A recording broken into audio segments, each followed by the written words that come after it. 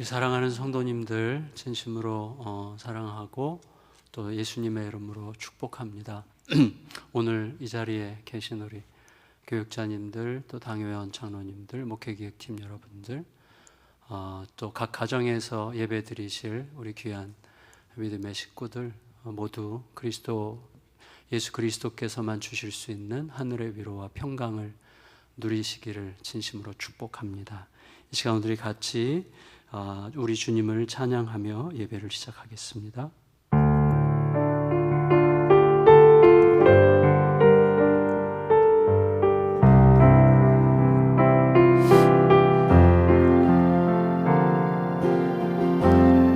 지극히 높은 주님의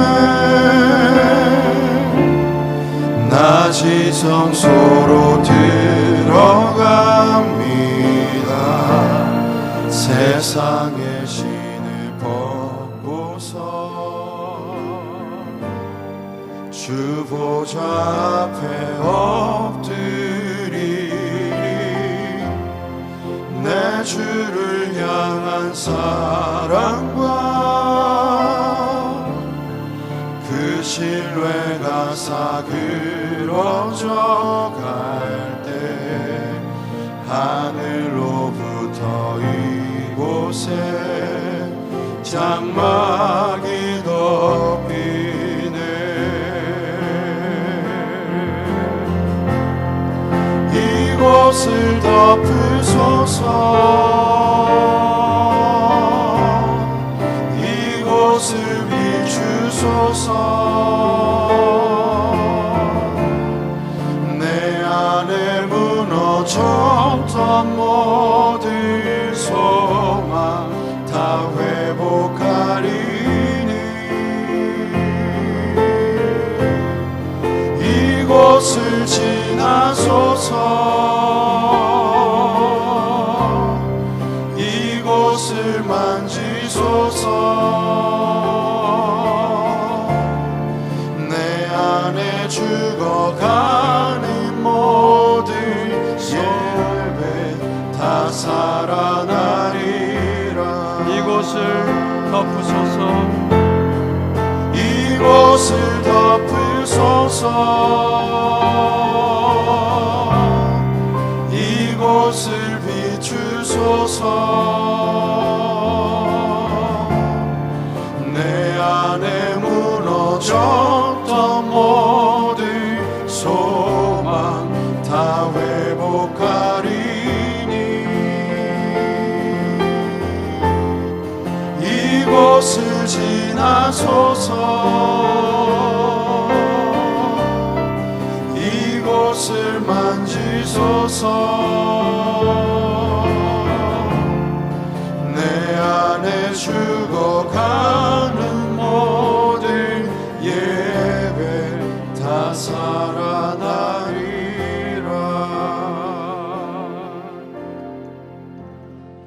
우리 시간에 함께 참여의 기도를 드리겠는데요. 환난의 시간이 오면 우리는 자신을 돌아보게 됩니다. 진작에 돌아봤어야 되는 그 시간을 환난의 시간에 우리가 얻게 되는데 그나마 다행일 수도 있을 것 같습니다. 내 자신에 대하여, 우리 가정에 대하여, 그리고 이 땅에 대하여 하나님 앞에 참회하며 하나님의 긍휼과 자비를 구하며 함께 기도하도록 하겠습니다. 기도합니다. 존귀하신 주님,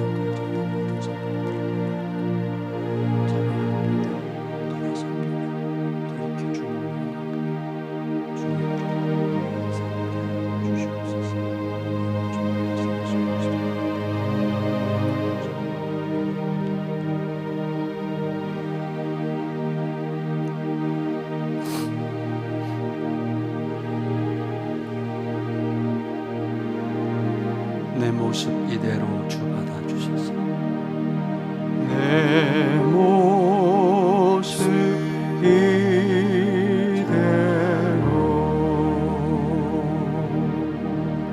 주 받아주소서.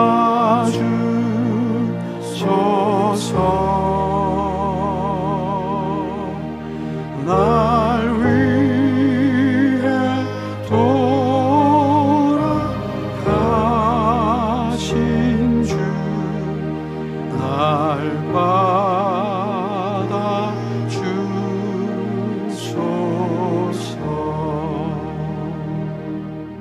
주님, 환난의 때에 주님을 향합니다. 이전에 이미 오랫동안 더 깊이 생각했어야 되는 내가 누구인지, 우리가 누구인지, 과연 우리가 무엇을 위하여 그렇게 달렸었는지를 이 기회를 통해서 생각해 봅니다.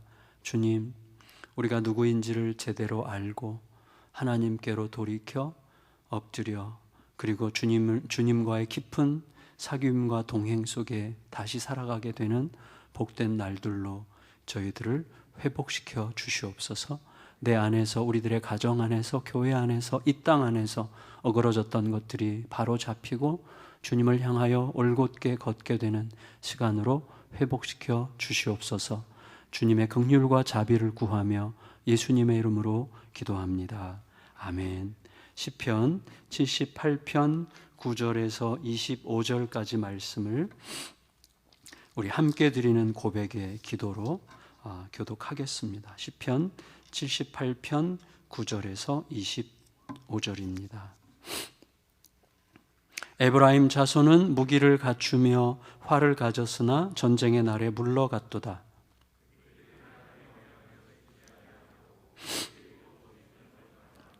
여호와께서 행하신 것과 그들에게 보이신 그의 기이한 일을 잊었도다.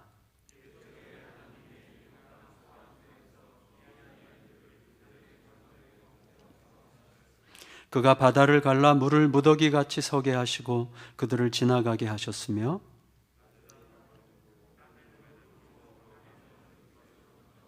광야에서 반석을 쪼개시고 매우 깊은 곳에서 나오는 물처럼 흡족하게 마시게 하셨으며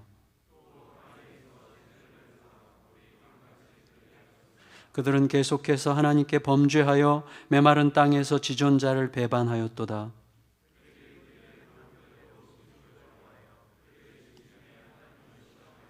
그뿐 아니라 하나님을 대적하여 말하기를 하나님이 광야에서 식탁을 베푸실 수 있으랴.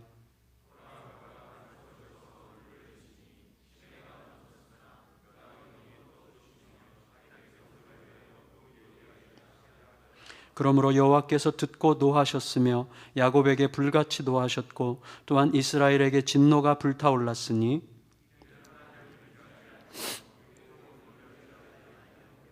그러나 그가 위에 궁창을 명령하시며 하늘 문을 여시고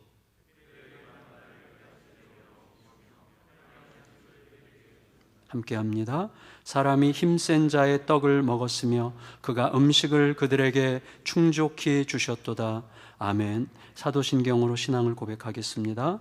전능하사 천지를 만드신 하나님 아버지를 내가 믿사오며 그 외아들 우리 주 예수 그리스도를 믿사오니 이는 성령으로 잉태하사 동정녀 마리아에게 나시고 본디오 빌라도에게 고난을 받으사 십자가에 못 박혀 죽으시고 장사한 지 사흘 만에 죽은 자 가운데서 다시 살아나시며 하늘에 오르사 전능하신 하나님 우편에 앉아 계시다가 저리로서 산자와 죽은 자를 심판하러 오시리라.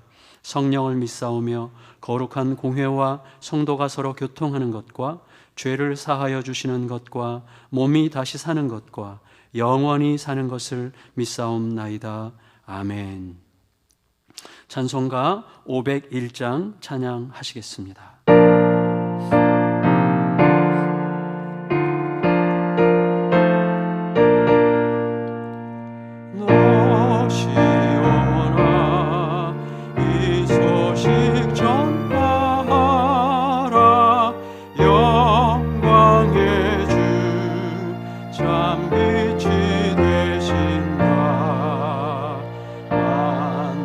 백성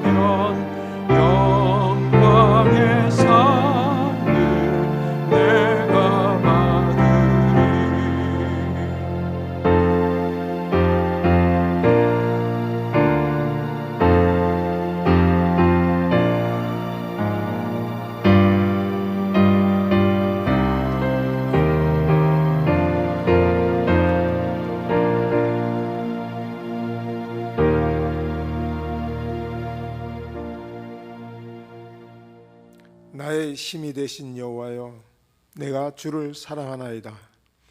여호와는 나의 반석이시여 나의 요새이시여 나를 건지시는 이시여 나의 하나님이시여, 내가 그 안에 피할 나의 바위시여 나의 방패시여 나의 구원의 뿌리시여 나의 산송이시로다.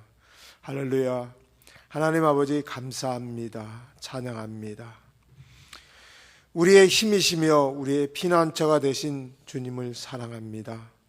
주님 영광받아 주옵소서. 온 성도들이 함께 모여 하나님을 찬양하며 하나님을 예배하지 못하고 지금 각 가정에서 가족들과 함께 이 시간 하나님을 예배하는 모든 성도들의 가정 속에 성령님 함께 하시고 크신 은혜를 베풀어 주시옵소서.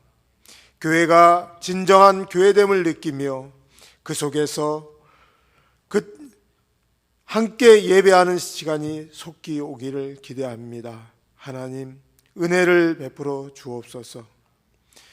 지난 한 주간 저희들의 시선을 사로잡은 코로나 바이러스 이 사태가 속히 종결될 수 있도록 주님 이 땅에 코로나 확진자가 다시는 나타나지 않기를 주님 도와주옵소서. 저희들이 이것에 매여서 정말로 우리를 돌아보지 못하고 우리를 살피지 못했던 것을 용서하여 주옵소서. 사랑의 하나님, 이 시간 말씀 증거하실 담임 목사님을 위해 기도합니다. 목사님께 영육의 강건함을 주시고 오늘 전하실 말씀을 통하여 그 말씀 속에 하나님 역사하여 주시고 하나님 능력을 나타내 주옵소서. 특별히 목사님께 육신의 건강을 허락하여 주시고 건강한 마음, 건강한 몸으로 다시 뵐 수 있도록 주님 은혜를 베풀어 주옵소서. 사랑의 하나님, 코로나 이 바이러스 사태가 속히 종결되어 온 성도들이 모여서 함께 하나님을 찬양하며 성도의 교제를 나눌 수 있도록 도와주옵소서. 교우들이 그립습니다. 함께 모여 있던 시간들이 그립습니다. 그들이 보고 싶습니다. 주님 도와주옵소서. 하나님 사랑합니다. 예수님의 이름으로 기도하옵나이다. 아멘.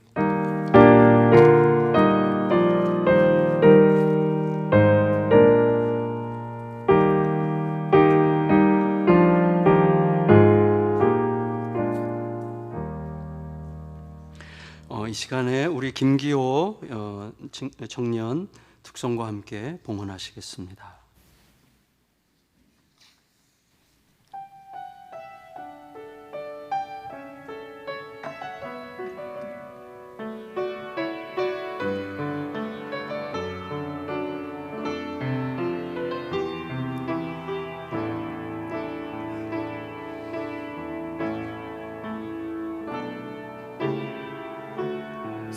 사슴이 시냇 물을 찾기에 갈급함같이 내 영혼이 주님을 찾기에 갈급하나이다.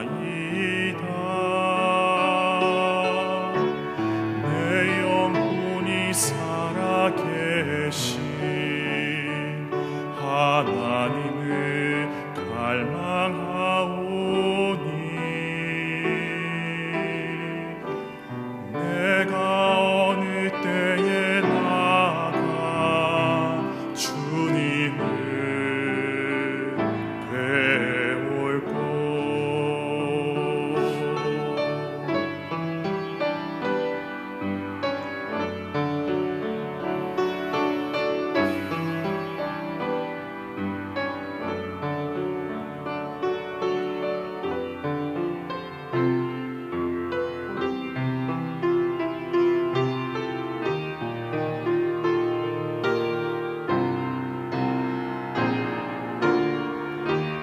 나를 비방하는 무리들이 내 마음을 상하게 하고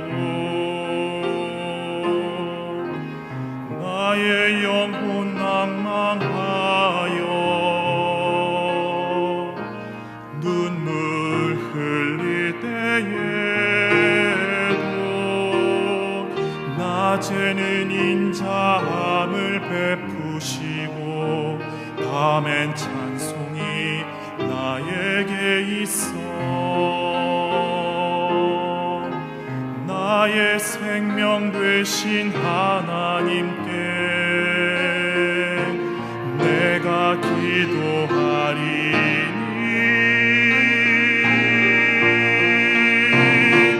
나의 영혼아 어찌 낭망하며 어찌 불안해하는고. 너는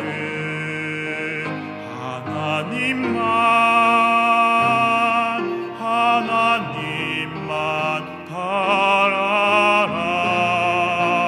나의 영혼아 어찌 낭망하며 어찌 불안해하는고. 너의 얼굴을 도우시는 주를 오히려 찬송하리라.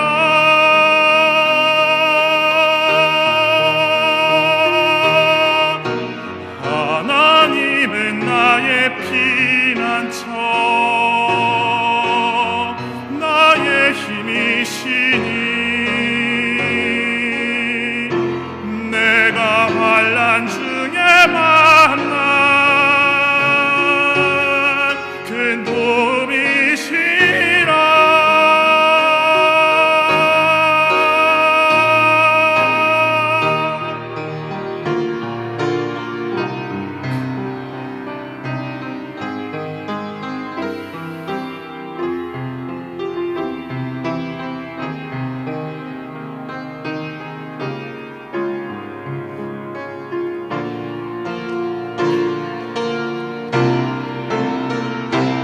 나의 영혼아 어찌 낭망하며 어찌 불안해하는고. 너는 하나님만 바라라. 나의 영혼아 어찌 낭망하며 어찌 불안해하는고. 너의 얼굴을 도우시는 주를 오히려 찬송하리라. 오히려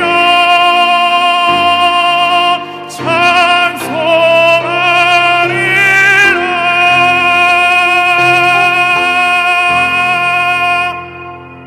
아멘. 우리 기호가 너무 자랑스럽네요. 정말 열심히 하고 있습니다. 하나님,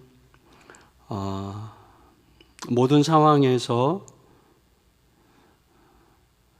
감사, 찬양이라는 말이 전혀 어울릴 수 없는, 오히려 어떤 이들에게는 화가 날 수도 있는 그런 표현을 감히 이 시간 할 수 있도록, 그리고 그렇게 주님께 말할 때 우리의 온 마음을 다해서 말할 수 있게 해주셔서 진실로 감사를 드립니다. 하나님, 하나님이 행하실 것을 믿습니다. 그리고 하나님 앞에서 우리가 알아야 될 모든 것들을 남김없이 깨달아갈 수 있도록 인도하여 주옵소서. 예배할 수 없는 현실에서 예배합니다. 예배를 통해서 우리가 왜 예배를 했어야 되는지를 결국은 알게 되는 은혜를 허락하여 주시고, 하나님께서 우리의 개인과 가정과 교회를, 이 땅을 어떻게 이끌고 계시는지를 깊이 헤아려 알 수 있는 은혜의 시간을 허락하여 주시옵소서. 이 시간도 주님을 우리의 몸과 마음과 시간과 물질을 드려 예배합니다. 모든 것이 주의 것임을 고백하는 성도들의 삶에 주님이 왕 되심이 입증되게 하여 주시옵소서. 존귀하신 예수 그리스도의 이름으로 간절히 기도드리옵나이다. 아멘. 다른 광고는 우리 홈페이지에 실은 주보를 보시면 될 것 같고요. 이 시간에 성도님들에게 드리는 간단한 편지가 있는데, 보고 싶은 예수양남 가족 여러분, 부디 건강히 잘 지내고 계시기 바랍니다. 지난주 어려운 중에도 십시일반 모아주신 마스크 1000여 개는 1000개에서 한 1500개 정도 되는 것 같은데요. 사마리아 선교회와 대구 화원교회를 통해서 스스로 마스크를 구하러 나갈 수 없는 요양원, 또 장애우 시설들에 전달을 했습니다. 성도님들의 아름다운 헌신에 많은 분들이 감사 인사를 전해왔습니다. 진심으로 감사드리고요. 교회는 일단 학교 개학 일정에 맞추어서 그리고 목회 형태를 한꺼번에 정상화할 건지 서서히 정상화할 건지 이런 것들을 논의하기 위해서 오늘 아침에 당회원 장로님들, 교육자들, 또 목회기획팀장님들 함께 모여서 의논할 예정입니다. 의논된 결과는 성도님들께 바로 알려드리도록 그렇게 하겠습니다. 주님의 은혜와 긍휼 가운데 상황이 진정되면서 속히 모든 것이 정상화될 수 있도록 함께 힘을 모아 기도했으면 좋겠습니다. 오늘 하나님의 말씀은 요한복음 4장 25절에서 42절까지 말씀입니다. 요한복음 4장 25절에서 42절까지 말씀입니다. 지난주에 이어서 계속되는 말씀입니다. 제가 수년 전에 킬러 앱이라고 하는 신조어에 대해서 소개해드린 일이 있는데 혹시 기억하세요? 킬러 앱. 이게 어떤 물건이나 현상일 수도 있겠는데 IT 쪽에서 사용되다가 일반화된 케이스의 용어예요.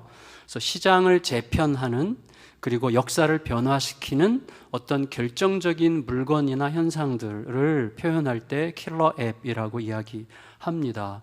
그래서 물건으로 보면 금속 활자, 금속 활자 같은 경우는 그 이전과 이후로 시대를 나누죠. 도르래, 안경, 그 다음에 증기기관차, 핵폭탄, 뭐 이런 것들이죠. 그 이전 시대와 이후 시대를 가르는 결정적인 물건이나 현상을 가리키게 되는데, 그러한 것들 중에서 가장 간단하면서도 가장 획기적으로 역사를 바꾼 물건이 있는데, 이게 삼성경제연구소에서 나온 책에서 소개받은 내용인데 등자라는 거예요. 등자, 말 발걸이죠. 우리가 말을 탈 때 발을 걸잖아요. 그게 원래는 없었대요. 그래서 중세 유럽에서 전쟁할 때 말에서 떨어져 죽는 병사들이 그렇게 많았다고 해요. 그때 이제 중세 유럽의 프랑크의 족장 중에 샤를 마르텔이라고 있는데, 이분이 자기 병사들이 말에서 너무 많이 떨어지는 것 때문에 고민하다가 어떻게 알게 돼서 중국에 등자가 있다는 것을 알고 그거를 개조해서 자기 병사들에게 보급을 했어요. 그러니까 말에서 떨어지는 병사가 거의 없어지고, 그리고 방향을 자유롭게 조절할 수 있고, 그리고 두 발을 딛고 서 있을 수 있기 때문에 칼과 창을 자유롭게 쓸 수 있게 된 거예요. 그러니까 이 샤를 마르텔의 군대가 가는 곳마다 승리가 있었어요. 연전연승해서 거기 중원을 장악해 버렸어요. 결국 이 등자를 장착한 김하병이 전쟁 승리의 핵심 요건이 된 거죠. 그러니까 김하병의 존재가 점점 커지면서 이제 사기를 진작시키기 위해서 김하부대를 양성하려고 김하부대장들에게 이제 새로운 지주 계급의 직위를 줬어요. 그래서 새로운 지주의 계급으로 그들을 임명하고 그들에게 땅을 주기 위해서 교회 소유의 땅들을 몰수해가지고 그들에게 줬어요. 그래서 교회와 국가의 관계가 그때부터 결정적으로 바뀌기 시작했다고 이야기를 해요. 그래서 이 지주계급, 신흥 지주계급들이 생기면서 이들에게 또 백작, 남작, 공작 이런 여러 가지 자귀들을 주고 또 그들에게 여러 가지 경제적인 어떤 그 보장을 해주다 보니까 여유가 생겼어요. 그러니까 여유가 생기니까 이들이 결과 좀 파티 문화가 발전하게 되고 그리고 자연스럽게 이들에게 그 어떤 농부들이 이들에게도 복종할 수 있는 제도들이 만들어지기 시작하면서 봉건 제도가 형성됐다는 거예요. 그래서 역사학자 중에 린 화이트라는 분이 있는데 그분이 이렇게 얘기를 했어요. 등자같이 간단한 발명품이 그렇게 큰 역사적 지각 변동을 일으킨 경우는 없었다. 이제 이렇게 이야기했다고 합니다. 생각해 보면 우리의 인생에도 어느 순간 이 킬러 앱 같은 상황이, 어떤 물건이, 어떤 사건이 있었어요. 그러니까 누구도 주목하지 않았지만 역사를 획기적으로 바꾼 과거의 물건이 등자라면 과거와 현재를 지나면서 또 영원까지 역사를 관통하면서 계속해서 새 역사를 써가는 영원한 킬러 앱, 하지만 사람들이 별 관심을 쏟지 않는 그 킬러 앱이 말씀이에요. 텍스트, 삶의 기준. 말씀이에요 라고 할 때 어떤 분들 마음속에 그렇지 뭐 라고 생각이 되지 않았기를 바라요. 왜냐하면 결국은 삶의 기준이 모든 걸 결정하는 거죠. 삶의 기준, 곧 말씀, 텍스트인데 말씀은 우리로 하여금 그것에 내 인생을 걸게 하는 기준이에요. 모든 사람에게는 나름대로 그의 삶을 움직이는 말씀이 있는 거예요. 교회 다니는 사람들에게만 말씀이 있는 게 아니라 모든 사람의 마음속에 그를 움직이는 텍스트가 있는 거예요. 그 말씀을 따라서 살아가는 거예요. 사람들은 자신의 말씀이 가리키고 있는 그것을 예배하는 거예요. 다른 어떤 것을 희생해서라도 그것을 얻으려고 하는 것, 그게 예배죠. 그리고 각 사람이, 각 시대가, 공동체가, 국가가, 역사가 뭘 예배하느냐 하는 것이 결국 모든 걸 결정하는 것입니다. 지금 우리들이 통과하고 있는 이 혼란스러운 세계의 현실은 우리에게 질문하고 있다고 생각이 돼요. 우리들은 그동안 과연 무엇을 예배해 왔던가, 뭘 예배하면서 살아왔는가, 예배할 만한 것을 예배하면서 살아온 건가 하는 것들을 고요히 돌아보게 하는 기회가 되고 있다고 생각이 됩니다. 지난주 상황을 보면 이 사마리아 여자는 아직 충분히 이해할 수는 없었을 거예요. 충분히 이해할 수는 없었겠지만 예수님의 말씀이 이 여자의 가슴에 들어오는 순간 그것은 킬러 앱이 됐어요. 예배에 대한 예수님 말씀이 이 여자에게 얼마나 파격적이고 얼마나 충격적이었을지는 상상하기가 어렵습니다. 여자에게 그것은 세상을 뒤집는 혁명적인 말씀이었을 거예요. 제가 얼마 전에 일반 교회, 그러니까 다른 교회인데 건강한 지방에 있는, 여기도 지방이지만 지방 교회에 있는 성도님과 이렇게 대화를 할 기회가 있었는데 예배예요. 제가 그분과 대화하면서 사실은 그 집에 좀 어려움이 있는데 어려움의 핵심이 예배부터 시작되는 거다. 예배가 교회에서 물론 드리는 게 일상적이고 아름답고 풍성하고 좋은 일이고 또 우리가 워낙 연약하기 때문에 모여서 자주 예배를 드려야 되는 거지만 예배의 핵심은 내가 하나님의 사랑을 받아 그 사랑을 가지고 내가 살아가는 삶의 현장에서 그 사랑을 뿌리는 거다. 그 사랑을 흘려보내는 거다. 그의 말씀이 질서가 되어 말씀이 내 삶을 재편하도록 나를 내어드리는 게 예배 아니냐. 당신의 삶에서 가정에서 그런 일이 이루어지도록 했어야 되는 거다. 그게 예배다. 이제 이런 말씀을 드렸습니다. 그래서 하나님께 매일매일 물으면서 하나님을 노래하듯이 일상을 살아가는 게 예배가 아니겠는가. 이렇게 이제 얘기를 했는데 그분 말씀이 처음 듣는다는 거예요. 그래서 이분이 장난을 하나? 처음엔 그렇게 생각했는데 이분이 장난할 뿐이 아니고 저를 비꼬으려고 말씀할 뿐도 아니고 그리고 자기를 변명하기 위해서 과장하는 것도 아니었어요. 정말 진지하게 처음 듣는다는 거예요. 그래서 제가 굉장히 충격을 받았어요. 그러면서 생각을 하게 됐어요. 평범하고 신실한 그리스도인에게 성경이 가르치고 있는 명백한 진실이 낯설게 들리게 하는 현실이 도대체 뭐냐 이거는, 이런 생각이 된 거예요. 우리 교회들은 어느새 우리들이 성경의 진리보다도 종교적 불안과 종교적 두려움을 너무 많이 붙들고 있는 게 아닌가라는 생각을 정말 많이 하게 되면서 답답한 마음이 들었습니다. 만일에 그분에게 그런 종류의 예배에 대한 누구나 알 수 있을 것 같은 그것이 난생 처음 듣는 이야기처럼 들렸다면 사마리아 여자에게 예수님의 말씀은 훨씬 더 충격적이었겠죠. 어디서 예배를 드리느냐는 게 별로 중요하지 않다는 거예요. 예수님 말씀에 이 여자에게는 생명처럼 중요한 건데, 그리고 유대인인데, 예수님은 분명히 유대인인데 유대인으로서 예루살렘을 별것 아닌 것처럼 말하고 있는 거예요. 이게 여자에게는 너무나 충격적이죠. 그런데 어떻게 생각해 보면 그거는 단순히 어떤 충격이 아니라 이상하게도 신선한, 이상하게도 뭔가 가슴이 뛰게 하는, 뭔가 처음부터 들었어야만 했던 것 같은 본래적이고 본질적인 이야기처럼 이 여인에게 들렸을 거예요. 내 영혼이 오랫동안 갈망해왔던 진짜 이야기를 듣는 것 같은 느낌? 그러자 여자가 이렇게 이야기를 한 거죠. 25절 읽겠습니다. 25절 시작. 여자가 이르되 메시아 곧 그리스도라 하는 이가 오실 줄을 내가 아노니 그가 오시면 모든 것을 우리에게 알려주시리이다. 여러분, 사마리아 사람들은요, 신명기 18장에 근거해서 모세가 자기가 얘기한 나와 같은 선지자가 올 거라고 얘기한 그 부분을 근거로 해서 그들도 나름대로 모세 같은 선지자 혹은 그가 메시아일 수도 있는, 그래서 타헤브라고 하는 존재를 기다려왔어요. 그들에겐 타헤브라는 존재였는데, 여자는 예수님이 그 타헤브, 자기들이 기다려왔던 그 타헤브, 메시아 같은 그런 존재일 거라고 직감했을까요? 혹은 그런 분위기를 기대했을까요? 여자 말에는 상당히 고양된 어떤 느낌이 담겨 있는 것 같아요. 사실은 자기 현실에서는 어떤 희망도 찾을 수 없는 자가 어떻게 메시아를 기다리지 않을 수가 있겠어요? 그러자 예수님께서 주저없이 이렇게 선언하십니다. 26절 읽습니다. 시작. 예수께서 이르시되 내게 말하는 내가 그라 하시니라. 혁명이죠. 사실은 이 여자에게는 지금 엄청나게 충격적인 사건이 일어나고 있는 중인데, 그런데 예수님의 말씀은 약간 미묘해요. 왜냐하면 내가 바로 그다 이렇게 말씀하시면 되는데, 너에게 말하는 내가 그다 이렇게 말씀하고 계세요. 다시 말하면 예수님은 지금 자신을 지금 여기서 말씀하는 자라고 정의하고 계시는 거예요.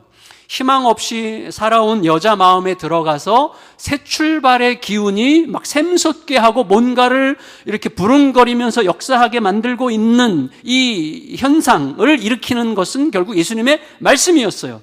그렇다면 예수님께서는 이렇게 말씀하신 셈이에요. 너희는 혁명과 타헤브를 기다렸지만 너희를 구할 자는 말씀하시는 메시아다. 세상은 처음부터 말씀으로 창조되었고 말씀으로 지켜져 왔고, 그리고 지금 나는 너에게 말하고 있는 중이다. 이렇게 말씀하신 셈이죠. 여러분, 모든 것은 말씀이 결정합니다. 예수님을 아무리 전면에 내세운다고 해도 사이비 말씀을 따르면 사이비 가짜 인생이 만들어지는 거예요. 무서운 거죠. 말씀이 너무 무서운 거예요. 근데 모든 사람 속에 다 말씀이 있어요. 텍스트가 있는 거예요. 욕망으로 뒤틀린 말씀이 들어가면 뒤틀린 인생이 형성되는 거예요. 목사도 소용없어요. 목사, 장로, 어떤 직분도 소용없어요. 어떤 말씀이 들어있느냐에 따라서 그의 인생이 그렇게 빚어져 가는 것입니다.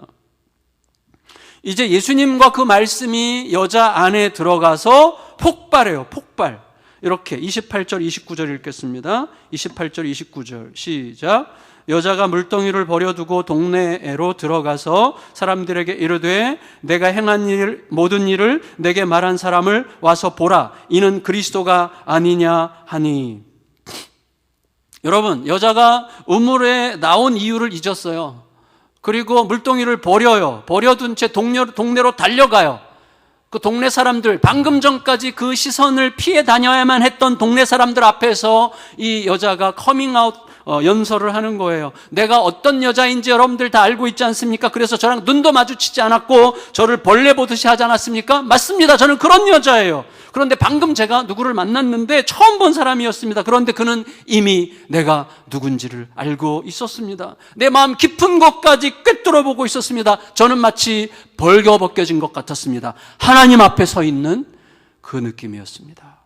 이분이야말로 우리가 기다려온 타협 메시아가 아닐까요? 이렇게 이야기를 했어요. 여러분, 이 킬러 앱이죠, 이게.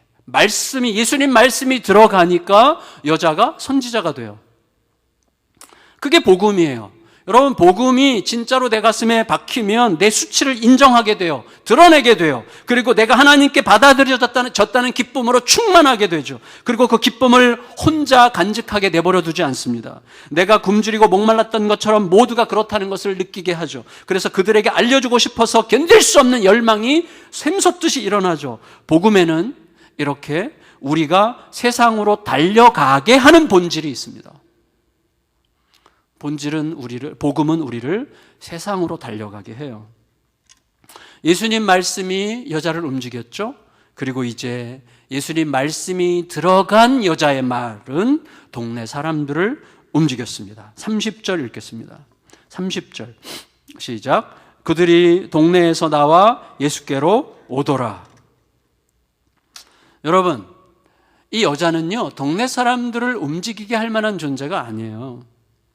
사람들이 누구 말을 듣고 이렇게 쉽게 움직이지 않습니다. 무슨 말을 하든 시답지 않게 취급당하거나 멸시받았을 존재예요. 이 여자는.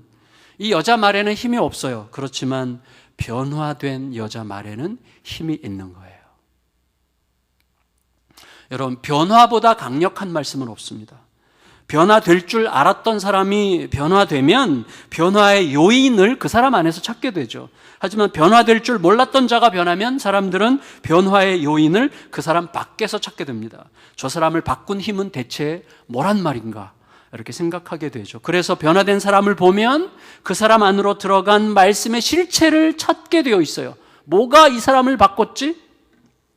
이전에는 없던 새로운 말씀이 목마름에 갇혔던 여자에게 들어가서 새 창조를 일으킨 것을 알게 되는 거예요. 모든 사람들이. 그 새 창조의 힘이 자기의 수치와 부끄러움을 매일매일 확인해 주던 동네 사람들에게로 달려가게 만들었고, 그들 앞에서 변화된 자신에 대해서, 자신을 변화시킨 그분에 대해서 말하게 한 거예요. 그 결과 이제는 변화된 여자가 전하는 그 말씀이 그 동네 사람들 안으로 들어가서 일하기 시작해요.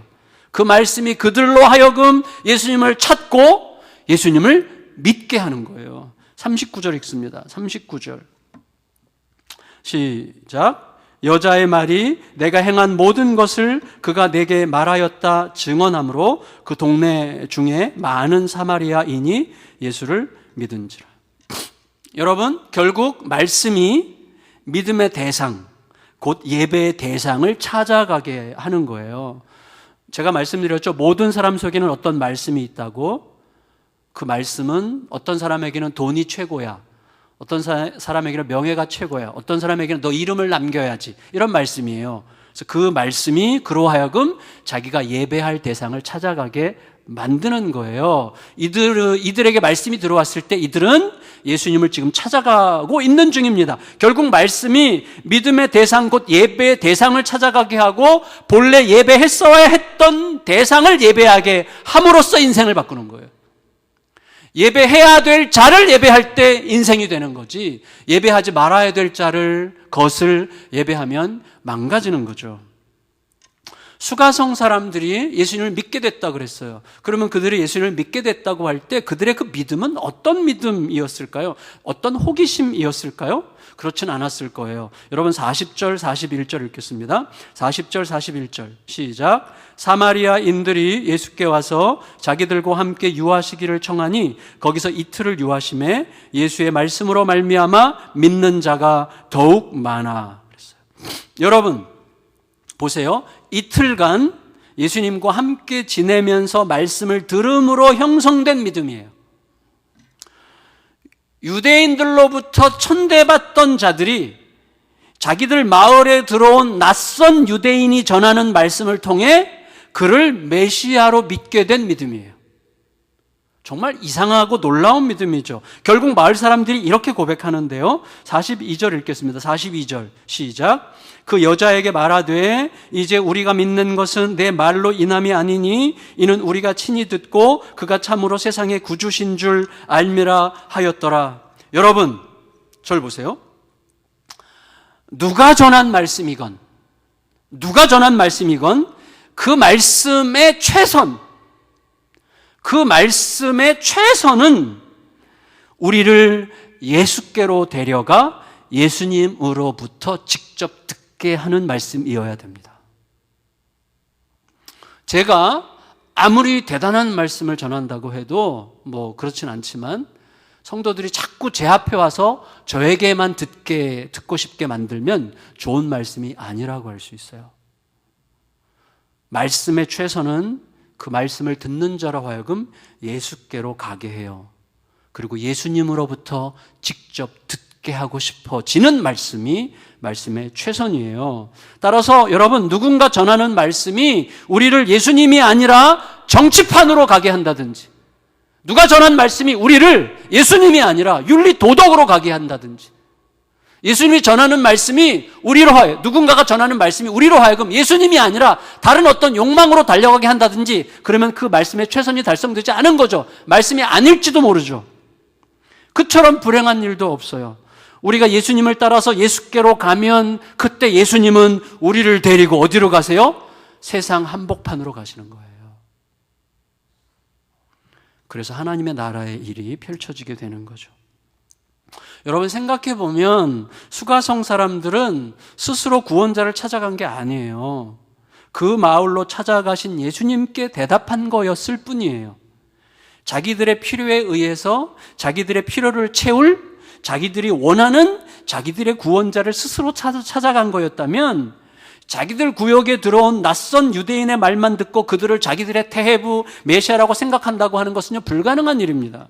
더구나 고작 이틀 같이 지내놓고 그 낯선 유대인을 내 인생 전부를 걸 메시아로 생각한다는 것은 있을 수 없는 일이에요. 여러분, 이미 이번에 다 아시게 됐잖아요. 사이비 집단이 치밀한 전략과 그럴듯한 감언 이설과 거짓말을 총동원하고 듣는 자가 매우 배타적인 특권 의식을 느낄 수 있도록 세뇌시켜서 자기 인생을 거기에 걸어야 되겠다라고 결심하게 하는 그런 믿음을 갖게 하는데도 하루에 3시간씩 6개월을 가르쳐야 돼요. 여러분, 그런데 그동안 학습해왔던 모든, 내가 익숙하게 알았던 모든 전통과는 판이하게 다른 너무나 생소한 가르침인데다가 내 인생 모든 것을 걸고 모든 손해를 감수하면서 낯선 유대인을 메시아로 따르기로 결정하는 믿음을 단 이틀 만에 결정한다고 하는 것은요, 불가능한 일이에요. 따라서 예수님을 구주로 믿는 믿음은 누군가 나에게 또는 내가 나에게 설득한다고 해서 얻어지는 게 아니에요. 그냥 그 믿음이 나를 찾아온 거예요. 나를 찾아온 거예요. 그건 심리적 사건이 아니라 하늘의 사건이에요. 여러분, 세뇌당한 믿음은 더 강한 다른 세뇌를 통해서 다시 바뀔 가능성이 있어요.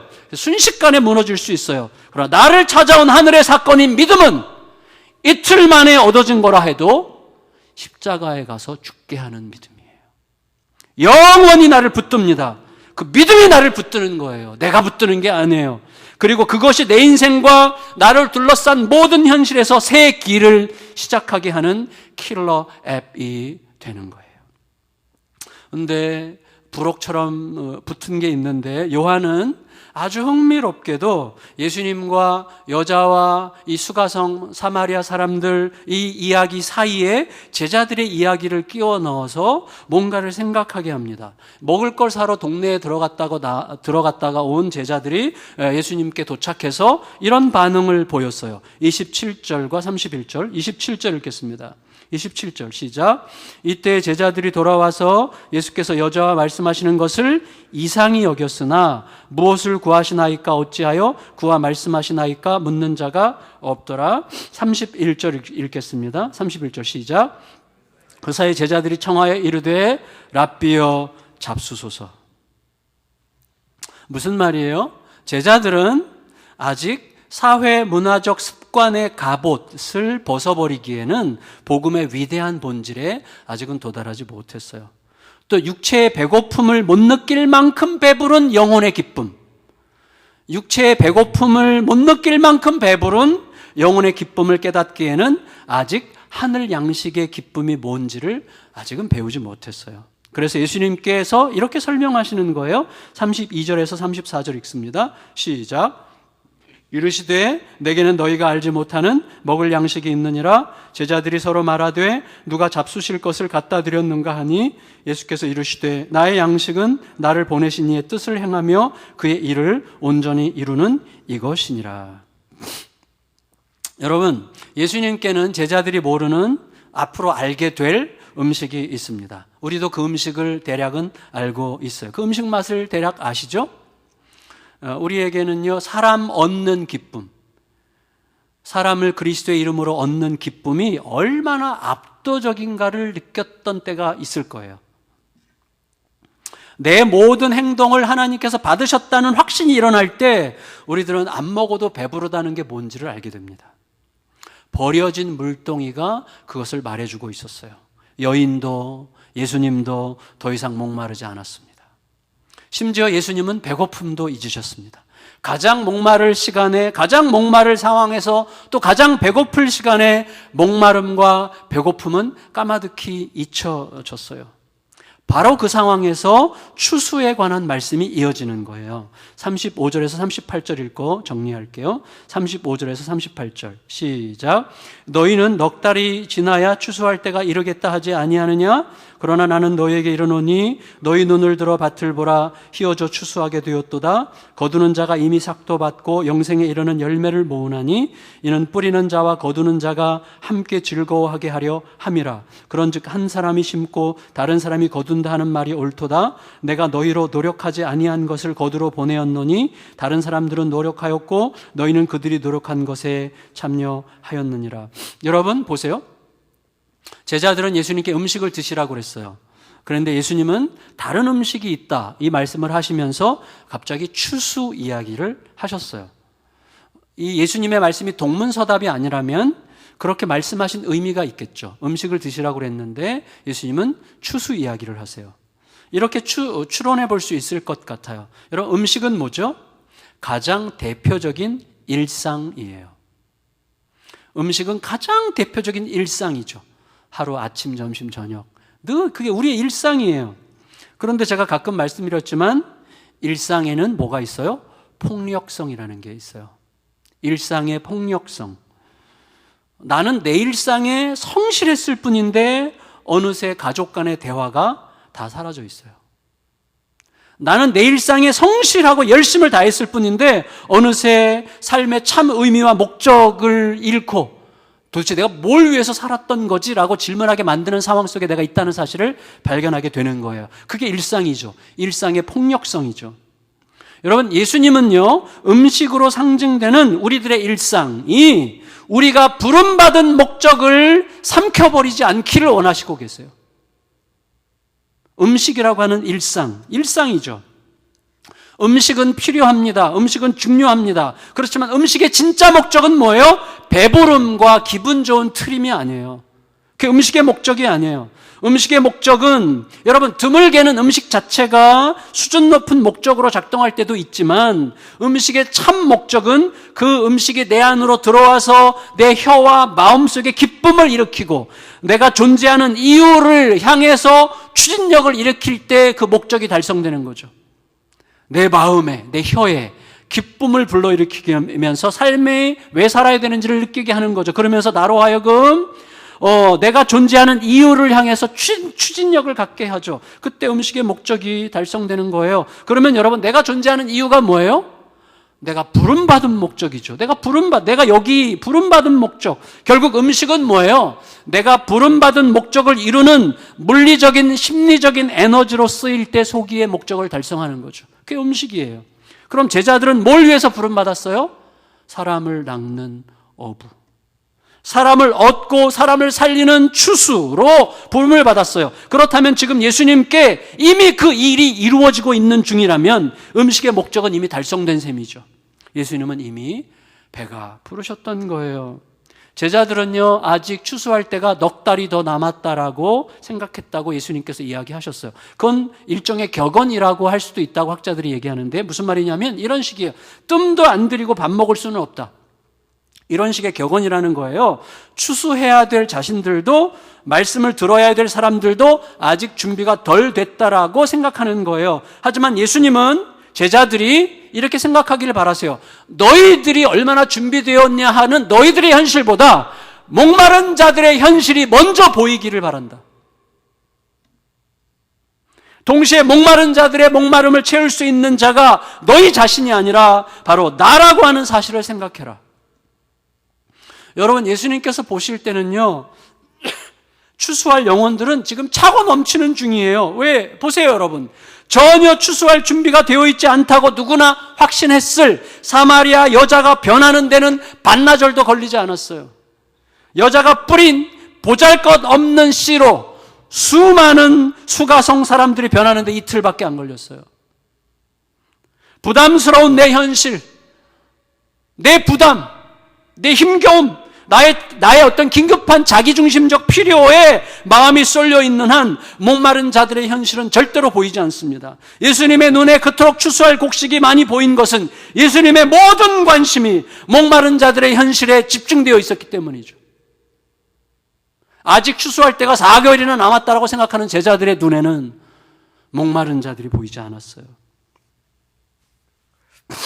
그 면에서 신천지를 통해서 참 두 가지 슬픔을 느끼게 됩니다. 하나는 사기치려고 만든 가짜 쓰레기 교리에 넘어가는 수다한 사람들 때문에 너무나 슬프고, 다른 하나는 우리가 너무나 아름답고 고결한 진짜 복음을 가지고도 전하기 힘들 만한 현실적 이유가 너무나 많다고 변명하는 중이기 때문에 너무나 힘이 듭니다.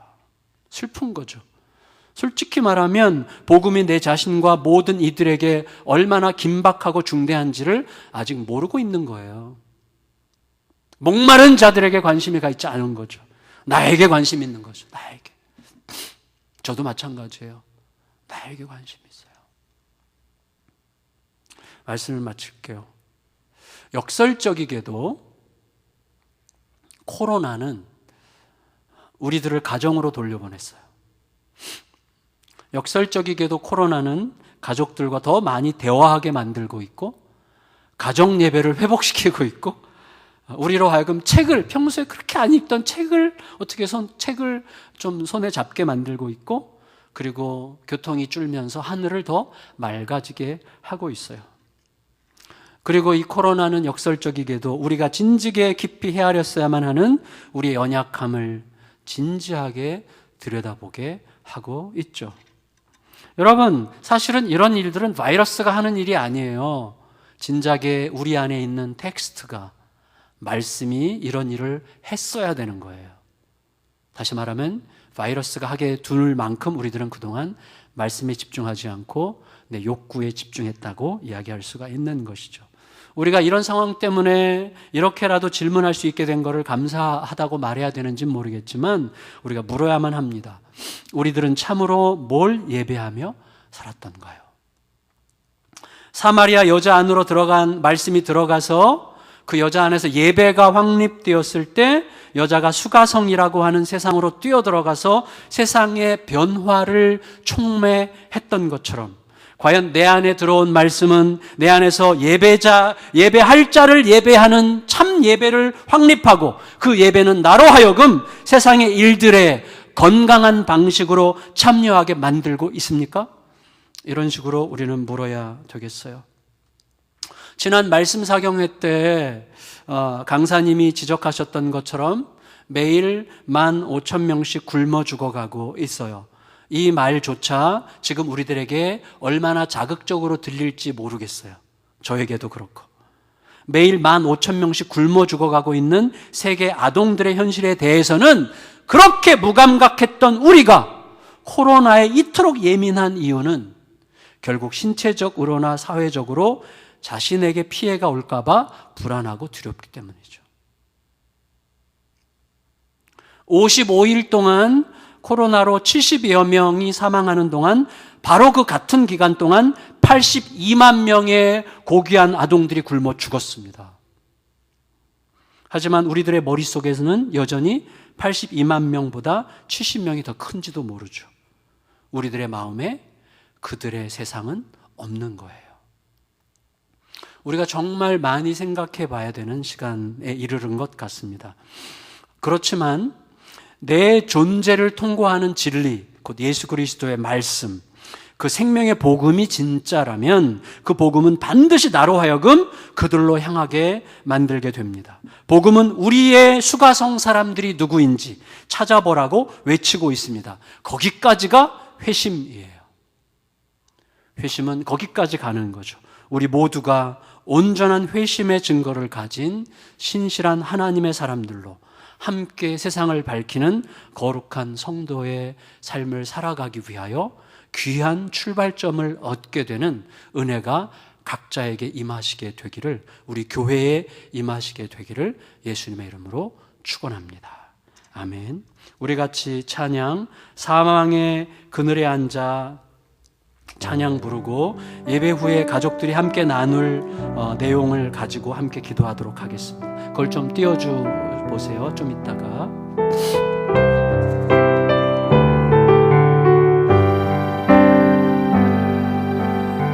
사망의 그늘에 앉아 죽어가는 나의 백성들, 절망과 굶주림에 갇힌 저들을 내 마음에 오랜 슬픔, 고통의 멍에 매여 울고 있는 나의 자녀들, 나는 이제 일어나 저들의 멍에를 걷고 눈물 씻기기 원하는데 누가 내게 부르짖어 저들을 구원케 할까? 누가 나를 위해 가서 나의 사랑을 전할까? 나는 이제 보기 원하네. 나의 자녀들 살아나는 그날, 기쁜 찬송 소리 하늘에 웃음소리 온 땅 가득한 그날, 누가 내게 부르짖어 누가 내게 부르짖어 저들을 구원케 할까? 누가 나를 위해 가서 나의 사랑을 전할까? 나는 이제 보기 원하네. 나의 자녀들 살아나는 그날, 기쁜 찬송 소리 하늘에 웃음소리 온 땅 가득한 그날. 우리가 예배 후에 이 세 가지 내용을 가지고 약간 우리 자녀들에게는 어려울지도 모르겠는데 부모님들이 좀 쉽게 설명해 주시면 좋겠습니다. 세 가지를 읽고 같이 기도하겠습니다. 킬러 앱이라는 말이 생소할지 모르지만 대략 이해하셨다면, 내가 지금까지 살면서 만난 최고의 킬러 앱은 어떤 물건 혹은 어떤 일이라고 할 수 있을까요? 그것은 지금의 나와 어떤 상관이 있나요? 두 번째, 예수님 말씀은 사마리아 여자를 변화시켰고 여자가 전하는 말은 수가성 사람들을 변화시켰습니다. 여자의 말이 그들을 변화시킬 수 있었던 이유는 여자의 말 때문이 아니라 여자가 예수님을 말하고 있었기 때문입니다. 나를 변화시킨 예수님 말씀은 무엇입니까? 그 말씀은 여전히 나를 변화시키고 있는지요? 내가 전하는 예수님을 통해 누군가 혹은 무엇인가 변화된 사람이나 일이 있을까요? 세 번째, 요즘 예수님께서 나에게 주시는 말씀은 이렇게 상상할 수 없었던 혼란스러운 세상에 대해서 어떤 생각을 하도록, 또 어떤 행동을 하도록 요청하고 있습니까? 이것에 대해서 기도하고 기도 중에 주시는 감동에 잘 대답할 수 있기를 바랍니다. 우리 같이 기도드리겠습니다. 존귀하신 주님, 은혜를 감사드립니다. 하나님, 우리 삶에 문제가 있었습니다. 어떤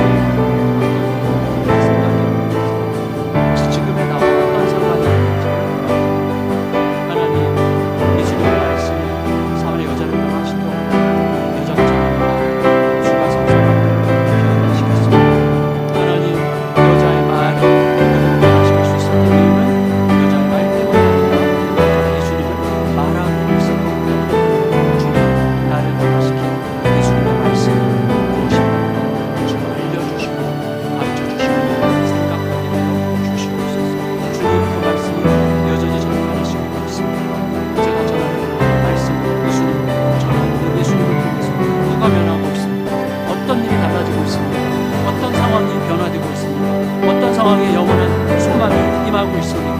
저 질문하며 그 질문에 대한 주님의 부르심에 대답하고 인도하여 주시기를 간절히 기도드리옵나이다. 특별히 혼란스러운, 상상할 수 없었던 혼란스러운 세상에 대해서 예수님은 요즘에 뭐 하도록, 어떤 생각하고 어떤 행동하도록 저를 이끌고 계신지를 알게 하여 주시고 방해하시고 그 길 속에서 주님의 일하심을 보게 하여 주시옵소서. 일하실 주님을 찬양합니다. 예수님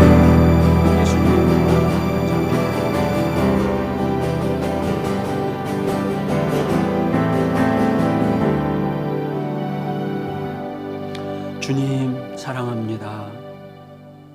여전히 사랑합니다. 영원히 사랑합니다. 그 사랑이 우리를 변화시켰고 지금도 변화시켜 가고 계십니다. 그 사랑은 달콤한 감상적인 사랑이 아니라 피가 흐른 사랑이었습니다. 그리고 오늘 우리에게 피가 흘러야 될 곳이 어디인지를 말씀하고 계시는 그 사랑입니다. 주여, 요즘 이 상황에서 하나님은 우리에게 어떤 생각을 하게 하시는지, 또 어떤 행동을 하게 하시는지를 여쭙습니다. 주여, 말씀하옵소서. 듣겠습니다. 따르겠습니다. 가겠습니다. 그리고 우리에게 임한 그 말씀을 따라가는 순종의 그 자리에서 생명의 일들이 일어나는 것을 알게 하실 주님을 찬양합니다. 존귀하신 예수 그리스도의 이름으로 간절히 기도드리옵나이다. 아멘. 우리 구주 예수 그리스도의 은혜와 아버지의 사랑과 성령의 교통하심이 각 가정에 있는 사랑하는 모든 성도들, 가정, 예배자들 위에, 모든 성도들 위에, 이 교회 위에, 이 땅에 신음하는 모든 백성들 위에 영원토록 함께 하시기를 간절히 축원하옵나이다. 아멘.